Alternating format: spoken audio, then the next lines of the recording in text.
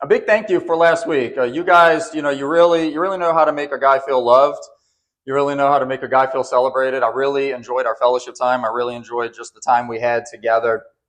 It's funny now that I'm preaching to you for the first time as a seminary graduate. I, I still vividly remember the morning sitting on my sofa when I was praying, and the first time I felt God clearly telling me it was time to go back to seminary and finish my degree.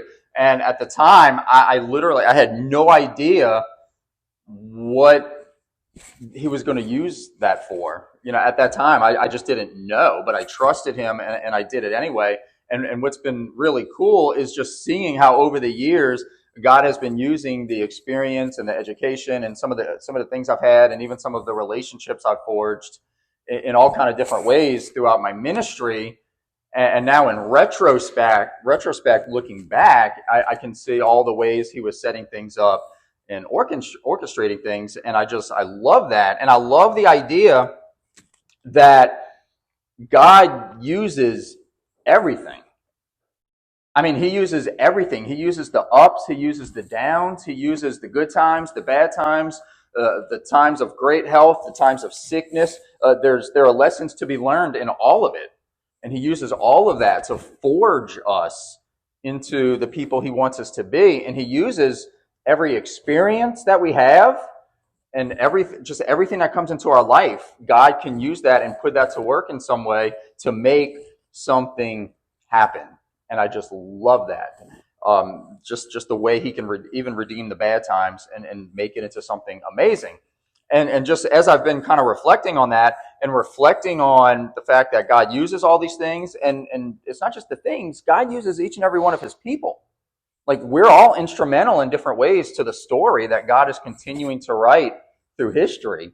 And we all have a part to play. We all have a chapter in that story in some way that we're going to contribute to the kingdom and to the kingdom work that's being done. And just as I've been kind of mulling over all of that throughout the week, this passage today that we're hitting, it was almost like the perfect time for us to come at the text that we're coming at today. The question I have for you, the question I want to pose to you today is, are you usable by God and for God?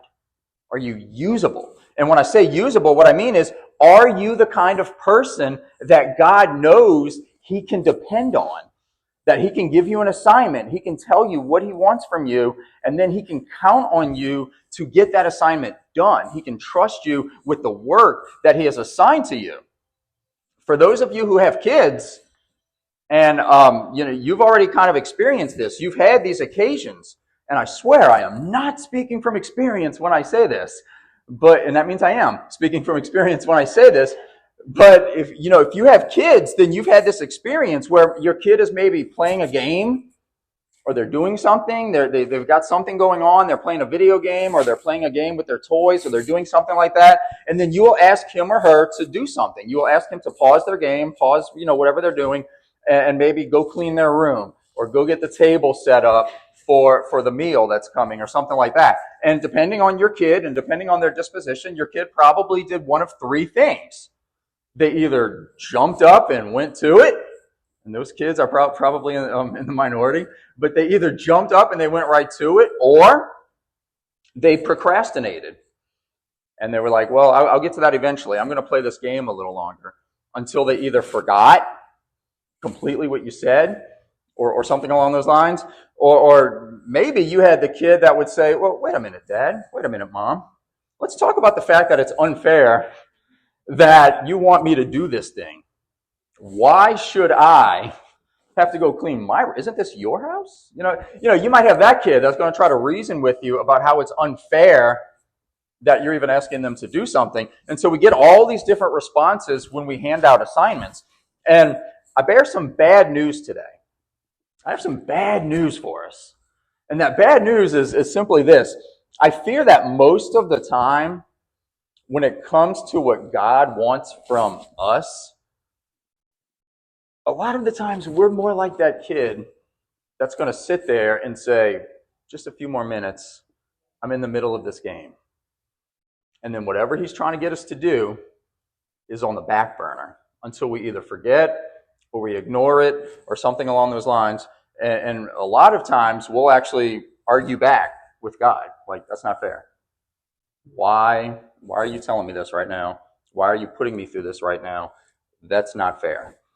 And so I see a lot of myself in that kid that sometimes doesn't jump up right away to do what he was asked to do.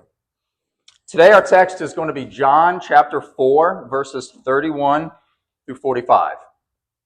And if you'll recall where we left off, Jesus, he was on his way from Galilee to Judea. But before he could get to Judea, he had to pass through this region called Samaria. Specifically, we saw to talk to a very particular woman who was in desperate need of some love and some intervention. And he made a beeline to her, and he goes and he talks to this woman. And at the end of that encounter, if you'll recall, I'm going back way back now because we had the Bobby Wood sermon. Before that, we had the baptism sermon. So we're going back like 3 weeks here. But at the end of that encounter, the woman ran back to her town to tell all the people there, come see this man who told me everything I ever did. Could this man be the Christ? Remember that? And she went and she fetched them, and then they were going to come out. They were starting to come out to see what was going on. But in the meantime, the disciples had gone into town, who had gone into town to buy food. They were standing by watching all of this take place. And the disciples played almost no role in that story. But today, as we pick up, we're going to see that they're very much playing a role. Today, in today's text, we're going to see the outcome of that whole encounter, and we're going to see Jesus modeling what it means to be usable by God, and to be flexible toward God's will. I'm going to show you 3 characteristics of kingdom workers who are usable to God. But the point I really want to impress upon you today is this. And this is a tough one, I think, for us to swallow a lot of times. But if doing the work of God ever starts to feel like a distraction from your regular life, then it's actually your regular life that's the distraction. All right, and that's just something we need to nail down. So if you're ready with me, let's read together Gospel of John, chapter 4, verses 31 through 45. And here's what the text says this morning. Meanwhile, the disciples were urging him, saying, "Rabbi, eat." But he said to them, "I have food to eat that you do not know about." So the disciples said to one another, "Has anyone brought him something to eat?" Jesus said to them, "My food is to do the will of him who sent me and to accomplish his work. Do you not say, 'There are yet 4 months, then comes the harvest'? Look, I tell you, lift up your eyes and see that the fields are white for harvest. Already the one who reaps is receiving wages and gathering fruit for eternal life, so that the sower and reaper may rejoice together. For here the saying holds true, one sows and another reaps. I sent you to reap that for which you did not labor. Others have labored, and you have entered into their labor." Many Samaritans from that town believed in him because of the woman's testimony. "He told me all that I ever did." So when the Samaritans came to him, they asked him to stay with them, and he stayed there 2 days. And many more believed because of what you said. Lost my place, sorry. So when the Samaritans came to him, they asked him to stay with them, and he stayed there 2 days. And many more believed because of his word. They said to the woman, "It is no longer because of what you said that we believe, for we have heard for ourselves, and we know that this is indeed the Savior of the world." Verse 43, after the 2 days he departed for Galilee, for Jesus himself had testified that a prophet has no honor in his own hometown. So when he came to Galilee, the Galileans welcomed him, having seen all that he had done in Jerusalem at the feast, for they too had gone to the feast.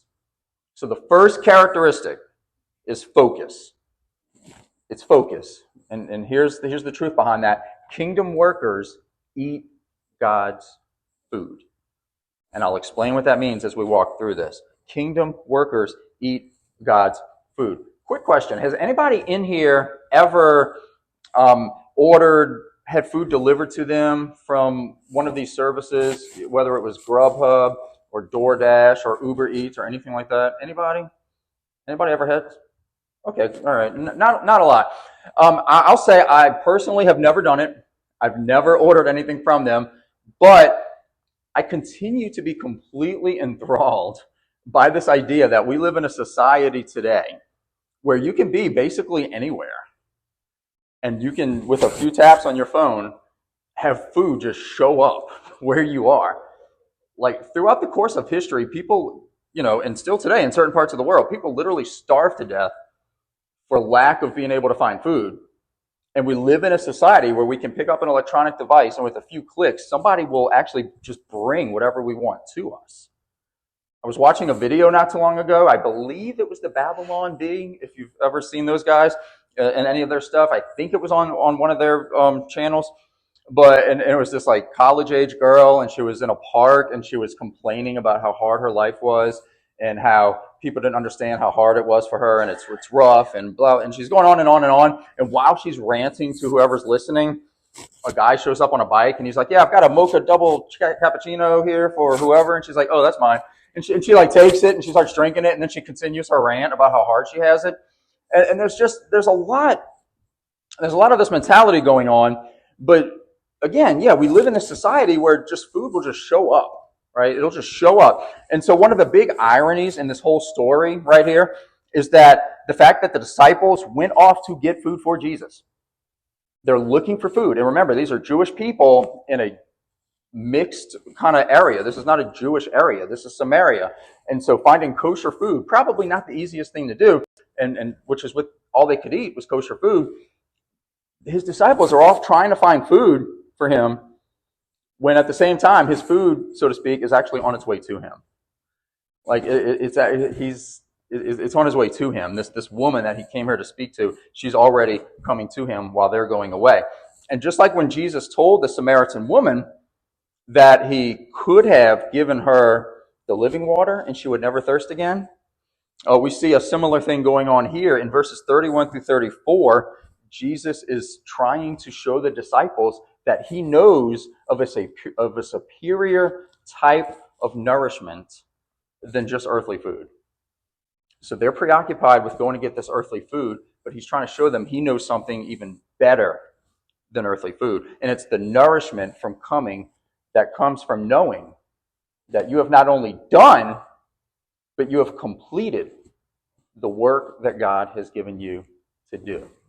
And that is the point he's trying to get across here as we walk through this text. Now, if you remember back in verse 8, which we read during the last story, in verse 8, the disciples had left Jesus aside to go get food for him. They went off searching for food. Jesus was there searching for people. Jesus is there searching for people. They're concerned about food. And the people in this case being the Samaritan woman, but not just the Samaritan woman, because as we see, a whole lot more people are flocking to Jesus now because of this encounter and because of this woman's testimony. So let's just think back for a second. Remember, I flashed that map on the screen last time, and we had Judea down in the southern part of that map. Up north was Galilee, and wedged right in the middle was Samaria. And we talked about the fact that a lot of the Jewish people, the hardcore Jewish people in Jesus' day, because of their racist tendencies, avoided Samaria, and they would have gone all the way around it just to not have to see those people. Jesus, not sharing their racist tendencies, went straight through Samaria. He went straight through. And he wasn't just doing it randomly. He was on a mission. He was going to go see this woman specifically. And so they make it as far as this well, but Jesus is tired. He's maybe a little hungry. And the disciples leave him to go into the town, to go into the village, to look for food. But it's at that exact moment that the woman is leaving the village to come to the well. So I don't know if you've thought about this or not, but they left the well to go to the village or the town. She left the town to come to the well. I can tell you with about 99% certainty, they would have crossed paths with this woman. They're going one way, she's coming the other way. So they've already encountered her. They've already seen her, but they didn't see her, if you know what I mean. At least not in that sense. They crossed paths, but they didn't see her the way Jesus is going to see her. They're looking for Jesus' food. Jesus' food walked right by them, and they didn't even see it when it happened. So verse 31, after the disciples are back in this passage from today, they get back with the food. They found the food. Rabbi, eat something, eat something. And then verse 32, Jesus says, I have food to eat that you do not know about. And just so we're clear, maybe you're starting to see this pattern developing here, where Jesus says something, and it's a spiritual statement, and I feel like I say this every week now, the people aren't hearing him, because all they do is filter it through their material ideas and their material thoughts. Remember Nicodemus about being born again? And he was like, how can a man be born again when he's old? And then we had the Samaritan woman when Jesus offered her living water. And she said, well, where can I get some of this water? So we see this happening over and over. We see it again here. And they're like, well, where'd you get food from? And here's a little commercial for you. In a few weeks, when we get to John chapter 6, we're going to see a big one. I mean, a big one. Because while these last few, we kind of understand now what was going on. In John chapter 6, Jesus is going to say something that still today, millions and millions and millions of Christians still misunderstand.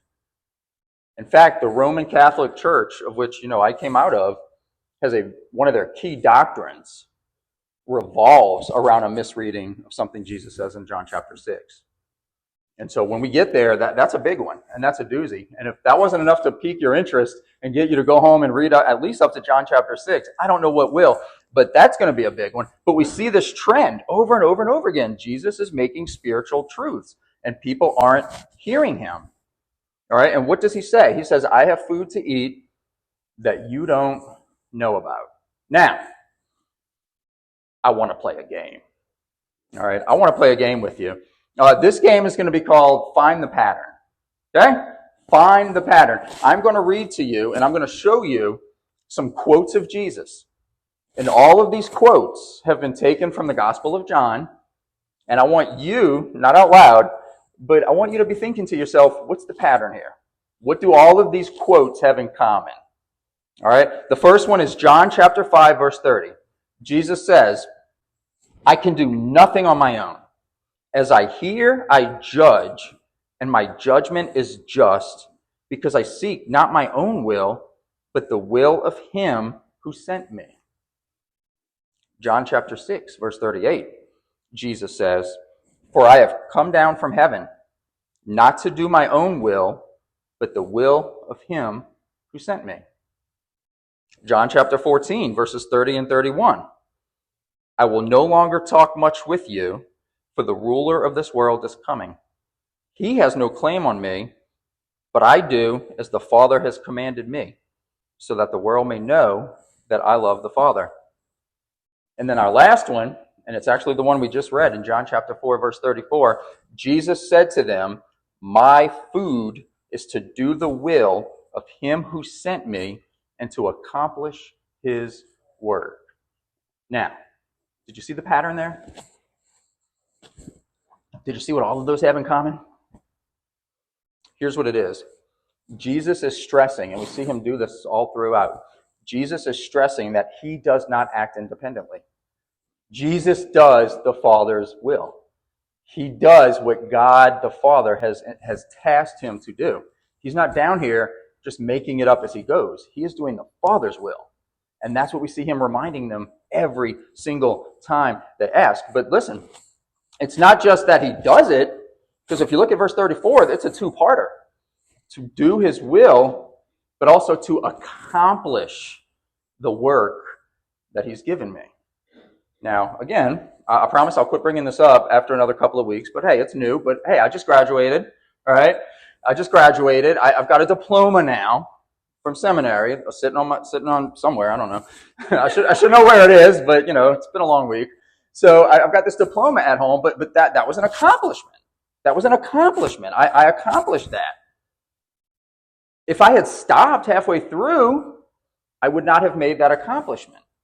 When you start talking about accomplishing things and accomplishments, you have to see it through to see the accomplishment. That's what an accomplishment is. It means you did it to completion. So Jesus, he's not just saying, I've come to do his will a little bit.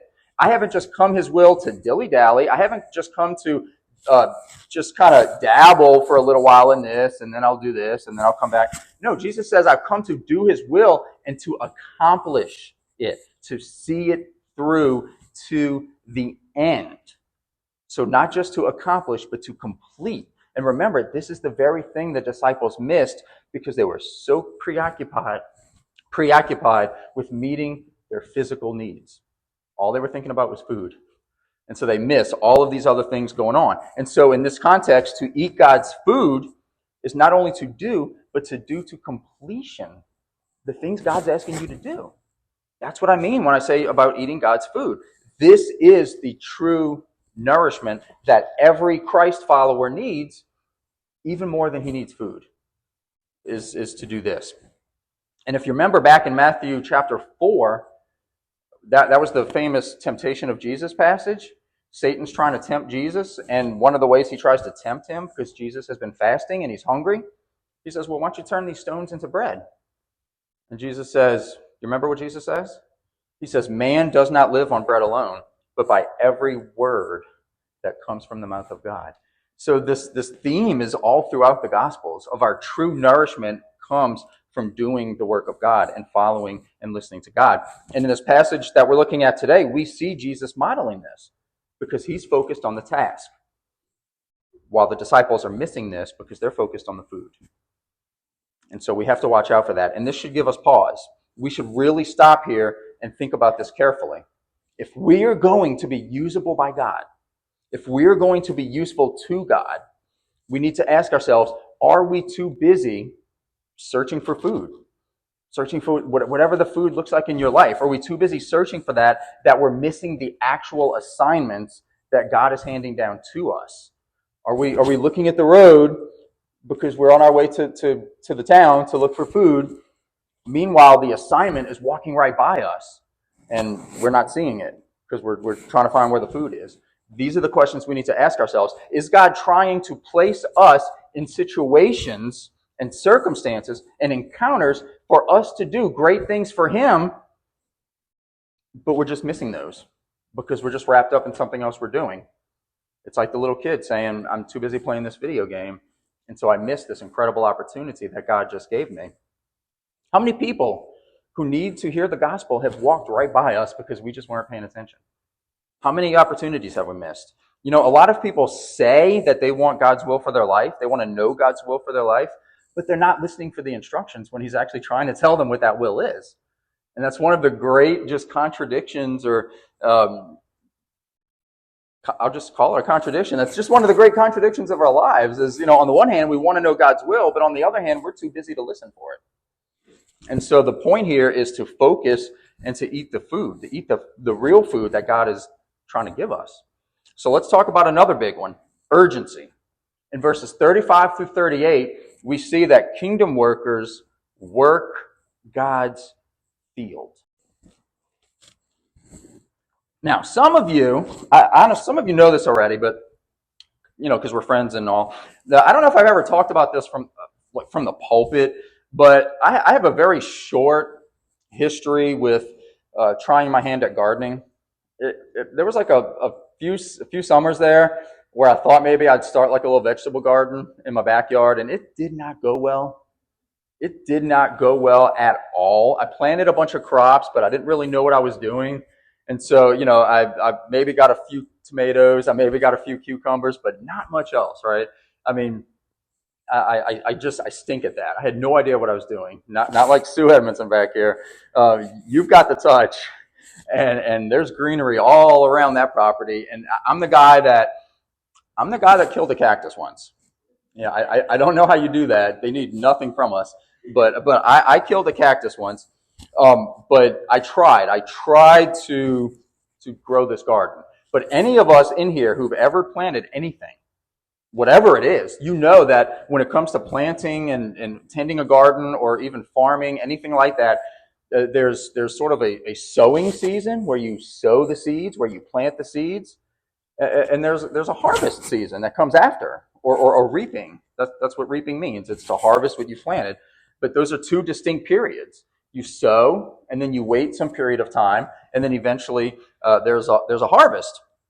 Well, Jesus, he loves to use that illustration of a harvest to talk about the spread of the gospel. Maybe you've caught on to this, but Jesus loves to talk about this. The gospel is the seed. Whenever he does this, the gospel is always the seed that gets planted in people's hearts. And the hope is that that seed would take root and start to grow, and then at some point there would be a harvest when that person comes to faith. So the people are kind of like the garden that we're tending, and we're trying, hoping that we can sow seeds and then reap a harvest. And Jesus loves using this analogy. So God's field, in this sense, would consist of all the unsaved people who have not responded to the gospel. There's this harvest waiting. There's this field out there. And in verses 35 through 38, Jesus returns to that metaphor. And he starts talking about this harvest. He says in verse 35, "Do you not say 4 months and then the harvest?" And that's a very curious statement that I never really understood. But we now have archaeological kind of evidence to suggest to us that on the Jewish agricultural calendar, they kind of divided their year into 6 2-month seasons, 6 seasons of about 2 months each. And that was just kind of how they thought of the year. And there was a planting season or a sowing season. And then there was the winter. And then there was the spring. And then there was what they called the harvest. And then there was a summer season. And then there was a 6th season that was kind of like the heat. They just called that the Great Heat or whatever it was called. But when you think about it like that, the sowing season, from the end of the sowing season to the start of the reaping season, there was about 4 months that would elapse. And so this saying, and it seems to be kind of like a proverb that was known to them, 4 months and then the harvest. And usually if they used this statement, what they were talking about was the need for patience. Because you can't, I've tried. You can't just plant a seed and then, just immediately pluck it up because there's nothing there yet. You have to wait. And so there's a gap between the sowing and the harvesting. And so this proverb normally would indicate like the need for patience. You sowed the seeds, now you have to wait for the harvest to come. But notice how Jesus is using it here. He's flipping it around. He's saying, do you not say 4 months and then the harvest? But then look what he goes on to say. But I say, I'm telling you that the harvest is here, is basically what he's saying. And so we're going to look at verse 35 here. Let me reread it real quick. Do you not say there are yet 4 months, then comes the harvest? But look, I tell you, lift up your eyes and see that the fields are white for harvest. And then he goes on to give them 2 more statements already in verse 36. The one who reaps is receiving wages and gathering fruit for eternal life, so that sower and reaper may rejoice together. So he actually strings together 3 different things here. The fields are white for harvest. The reaper is already receiving his wages, and the sower and the reaper are going to rejoice together. If I've learned anything from the little time I spent gardening, the sowing and the reaping are not going on at the same time. Those are 2 distinct seasons, but he's saying the sowers and the reapers are rejoicing together. In other words, this is all going on at the same time. We've got sowing and reaping, and all of this is happening simultaneously. And Jesus says, hey, didn't you say that 4 months and then the harvest? Jesus is saying the harvest is now. This is happening now. Jesus is saying there's an urgency to the task. The fields are ready. Lift up your eyes, he says in verse 35. The fields are white for harvest. And that's what I named this sermon after today, white for harvest. Look, if you got a translation that's like maybe the CSB or the NIV, your translation might say ripe or ready for harvest. The original language says white, the color. The color white. It does not say ripe, and it does not say ready. Little known fact, the Samaritans, were known for wearing white tunics. That was something they were known for. They would wear these white tunics. Jesus did not say ripe for harvest. Jesus said white for harvest. Think about it like this. The disciples missed their initial opportunity with the Samaritan woman because they were preoccupied. But there's no missing what's coming toward them now. If you remember, the Samaritans are on their way out to Jesus. They're on their way out to see Jesus for themselves as all of this is going on. And you can almost picture Jesus standing there saying, "Do you not say 4 months and then the harvest?" And then gesturing into the distance where this sea of white is approaching them, all these white tunics. The field is white for harvest right now. It's coming now. So he's letting them know the harvest is now. And this is just something, again, this is something Jesus uses a lot of. And I know you ladies, I know you're getting together tonight and you're going to be talking about Jesus because this week in your Seamless study, it was all about Jesus. And I know your last Bible study was 8 weeks with Jesus. And so you've probably seen a lot of this. But in Luke chapter 10, verse 2, Jesus makes a similar statement. He says, the harvest is plentiful, but the laborers are few. Meaning there's all this work to be done, but the laborers are few. And he says, therefore, pray earnestly to the Lord of the harvest to send out laborers into his harvest. Send out more laborers. You see, when I was doing my gardening in my backyard, the problem I had was I was a worker with no fruit. I was a worker with no crops.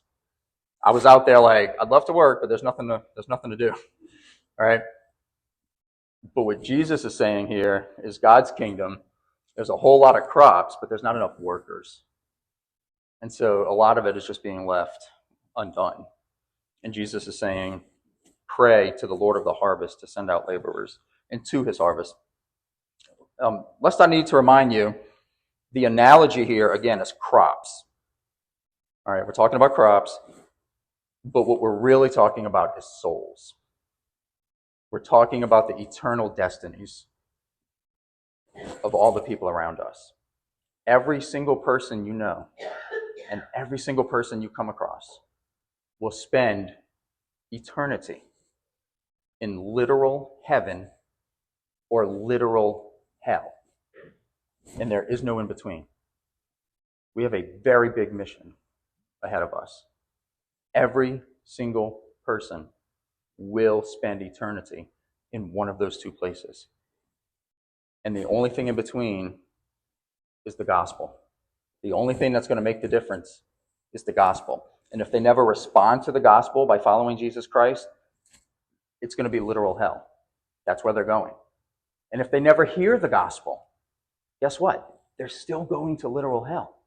There is no alternative salvation method for people that don't hear the gospel. I don't know if you've ever thought about that. You can't plead ignorance before God.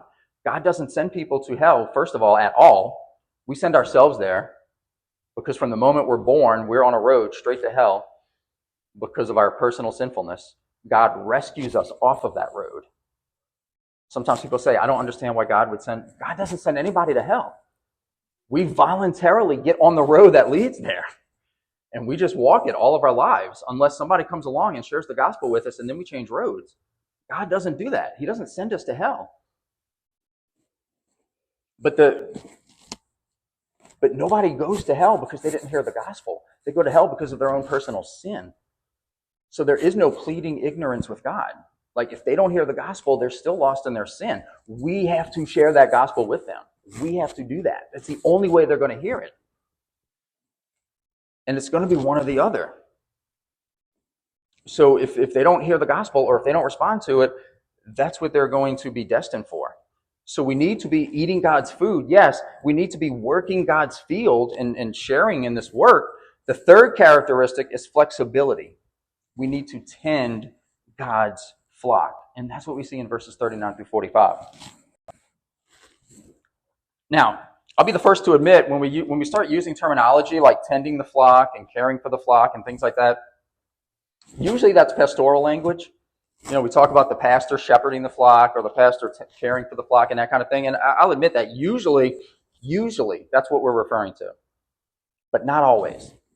In John chapter 10, verse 16, Jesus makes this statement. You might remember this. He says, I have other sheep that are not of this fold. He's doing that in the middle of one of his teachings. I have other sheep that are not of this fold. And when he says that, what he's referring to are unbelievers that have yet to be brought into the kingdom. And he refers to them as his sheep, but they're just in another fold. They're in another flock temporarily. But he still thinks of them as his sheep. And that's an important thing to keep in mind here, because these people are still part of his flock, so to speak. And so in a general sense, we're all supposed to be tending the flock. There is some level of oversight and responsibility that we all have to be mindful of in order to help bring those sheep from the one flock to the other. So we all, in some way, shape, or form, are tasked with tending this flock. And that's what Jesus is modeling here. Remember, his original plan was to go up to Galilee from Judea. Samaria was, he was just passing through. I mean, he was going to meet the woman, but he was just passing through. That was the original plan. But in verse 40, the Samaritans ask Jesus to stay with them. Do you see that? They said, hey, can you stay with us? And so he actually stays an additional 2 days. He stays with them. Because again, the fields are white for harvest. So what we see here is Jesus actually alters his itinerary. He changes his plans to meet with these people, to minister with these people. And so part of our task is to exercise that exact same flexibility, to adjust our itinerary when we have opportunities to tend God's flock. And I'll just tell you, in my time, in my ministry, I've known a lot of people who were unwilling to alter their schedules or their agendas or their itineraries to accommodate God's work. That they had their schedules and they were unwilling. It was like if anything came up, they were like, no, I'm doing something else. They were completely unwilling to modify their agendas. And we say we want to know God's will for our lives. We say that. Generally speaking, if I said, who wants to know God's will for their life? Every one of you is going to raise your hand. We say we want to know this, but for some of us, our schedules are so jam-packed. They are so jam-packed, and we don't leave any time to slow down and talk with God, much less to learn what his will actually is, much less that to do his will. So we say we want to know this, but there's literally no time in our schedules to figure this out. We leave no time. So those two goals are not complementary to one another. A big part of maturing as a Christ follower is learning that God isn't just the God of the universe. He's also the God of the square inch. You get it? He's also the God of the square inch. And so if you want Jesus to be Lord of your life, we need to start by just letting him be the Lord of your day planner. We need to just turn that over to him. If he's not the Lord of your calendar, if he's not the Lord of your schedule, he'll never be the Lord of your life. There may be things on your calendar right now that are simply not compatible with your life, your growth as a Christ follower. There might be things on that calendar right now that are preventing you from growing, and you just keep doing them anyway. Again, if doing the work of God seems like a distraction to you from your regular life, I would argue it's actually your regular life that's the distraction. And we've got to come to grips with this. And so please let me encourage you with that, because it is entirely possible to become so narrowly focused on our plans and our agendas that we completely miss the kingdom work God is trying to tell us about in the work that he's trying to bring us in on. We just miss it. And I'll tell you this too, that's a big source of a lot of our frustrations in this world, because we're made for so much more than just this world. And so if we're missing that, then of course we're frustrated. Of course we're not satisfied. And so what we see today is that the disciples missed out because they were focused on food while Jesus was focused on the mission. And we need to clearly understand that our preoccupations with earthly things can and often do cause us to miss what God is doing and how we can be a part of what God is doing. Just like those disciples, we can just be way too focused on the road to the food and miss everything else. Jesus says the field is white for harvest.